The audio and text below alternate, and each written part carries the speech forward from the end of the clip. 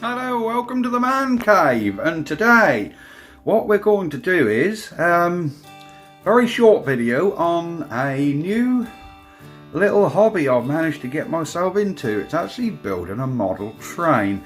This is not for everybody. Some will say, oh my word, what's happened to your cars and your drones and your engines? Well, they're all still on the go, but this is just something I've always fancied doing and only now decided. Now I'm getting a bit older and a bit of room in the spare room, I can actually get a little set together. I know absolutely nothing about model trains. I've never had a train set, not even as a kid. So I was very unprepared of what's actually involved with doing a model scale layout. Due to space restrictions, I didn't know what gauge to go for, so after a bit of research I decided to go for an N gauge. Because double O gauge you tend to sort of need at least sort of 8x3 to make them anything.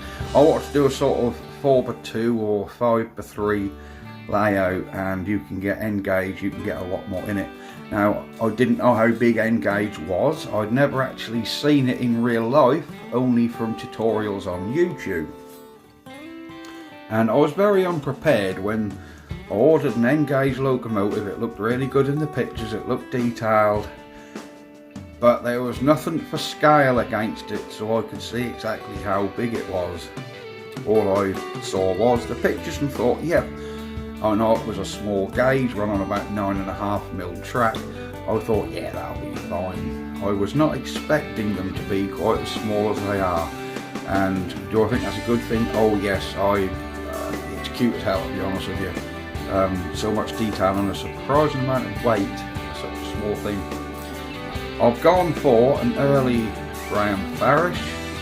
I've gone for an 08 class shunter loco, and this is a proper pool built Graham Farish, not the later ones where they're made in China by Bachmann, which actually were better. This is actually a 1990s sort of pool built English made Graham Farish.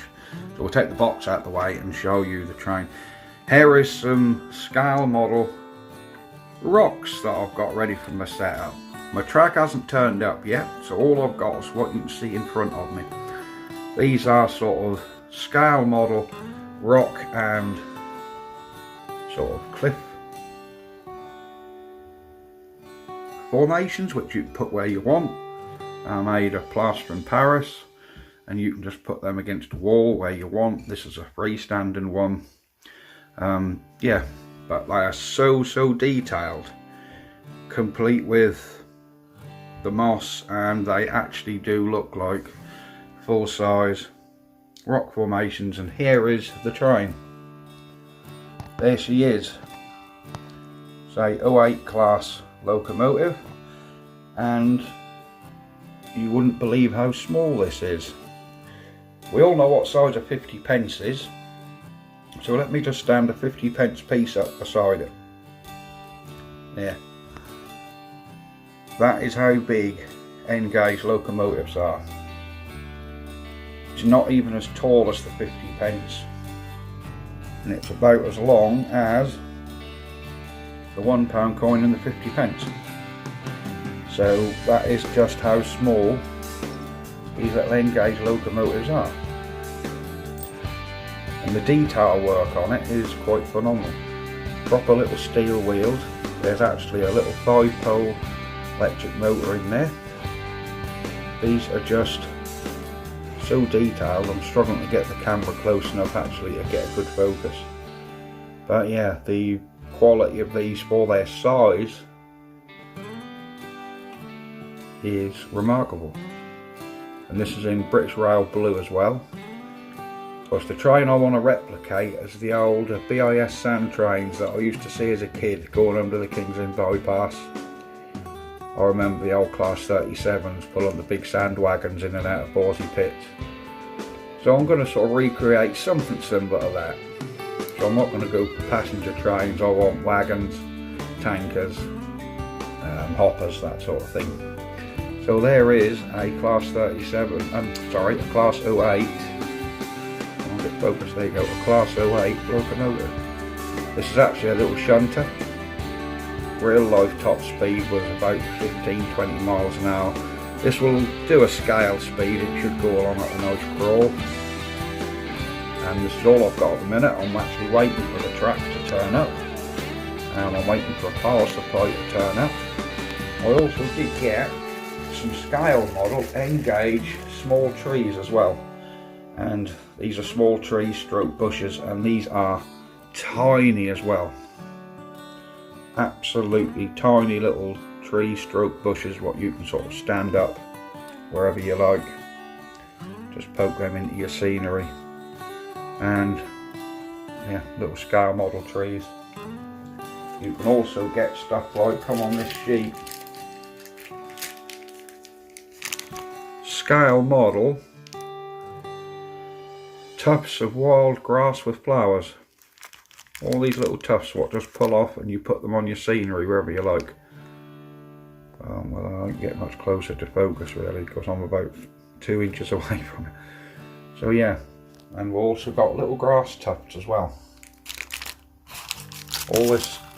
All these little bits and pieces what you can get.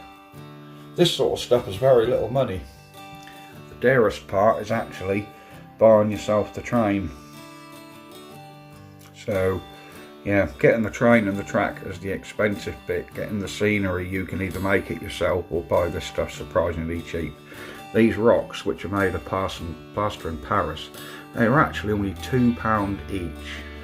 They was not expensive. I mean, I wouldn't want to make them for £2. Obviously they're put in a mould, but so someone's got to paint them and stick the moss on them. For £2 each, it's unbelievable. I mean, it's hardly worth buying the plaster in Paris and the paint and trying to make them yourself. You know, this whole lot of rock on this table here with the postage was under £20. And the little flower formations there were £5. The little trees there, they were about £3 for 20, I think there is. So yeah, your scenery and that is quite cheap. It's actually just buying the train, the carriages and the track, which can get a bit expensive. I've got some carriages coming as well. They should be with me tomorrow. I've actually got 14 little freight carriages coming with different names and hoppers and tankers and various things. So I'm after a class 37 loco next, but that's got to be saved up for, because this isn't the sort of stuff you can sort of buy all in one go unless you've got quite deep pockets, because they are quite expensive. But yeah, solid metal, nothing's plastic on these, even the little wheels. And you imagine them wheels are tiny. They must be about 8mm across. Them little wheels. I mean, look how small them little wheels are. They are absolutely minute. Everything on this is minute. And like I say, solid die cast metal, and that actually is surprisingly heavy. I suppose they have to be to give you the traction. Because they'll actually pull scale size loads as well. So if this had pulled 28 full size carriages in full scale, this should pull 28 in small scale. So yeah, they should be able to do in scale what the full size models do. So that's it. That's all for today. Sorry if that's a bit boring. I know not all of you are into trains or train sets, but you know me, I'm a man of many not so much talents, but many interests with my old cars, old engines, drones, that sort of thing, raid patrol cars, air rifles and all kinds of business. You'll find no end of stuff on my channel if you look. And if you like this sort of thing, my channel's just up your street. I try not to be too professional, I try to be down to earth with my channel, and I try not to be too organised with it. It's very sort of unedited. I tend to show you everything, mistakes and all, and yeah, that's how I'm going to keep doing things really. No one's ever complained. So there you go. So I'm going to leave it there for today. Here's my little layout so far. Once I've had a track, which will probably come in through here somewhere, yeah, I will keep you updated and do regular updates on the actual build of the layout, which I'm going to clear this end of the room of junk. There's junk, paintings, showing you about in this junk room. I mean, this is my little hobby room. There's the keyboard and the various bits and pieces. There's my painting station. Can actually do acrylic painting as well. I've actually started doing a painting there. So this is basically all what's in the little junk room, my little hobby room. Yes, it's a mess, but I am going to clear along this back wall and have the layout probably along there, or I might go the sort of 5.5, 6 feet from the chest of drawers, sorry, to that wall. Move that clothes rail up there, which is really in the way because I don't use it. Oh, there's an oscilloscope down there. I forgot I had that. If anybody wants an oscilloscope, I bought that on a whim and I'm never going to use it, so I may well be getting rid of that soon. It works perfectly as far as I know. I've plugged it on, a little line goes across. It will actually measure voltage out of your body if you hold the wire, so it does something, but I just don't know how to use it. It's an old style oscilloscope and I think I might get rid of it, put it on eBay. But there you go, that's it for now. It's starting to get boring, I'm sure. So yeah, like and subscribe to the channel. Keep an eye out over the coming days and weeks. There will be more developments of this train set, as I'm going to give it a little set up in the corner there somewhere. And we will go from there. Right, I'm going to say bye-bye for now. Bye-bye for now, guys. Ta-da!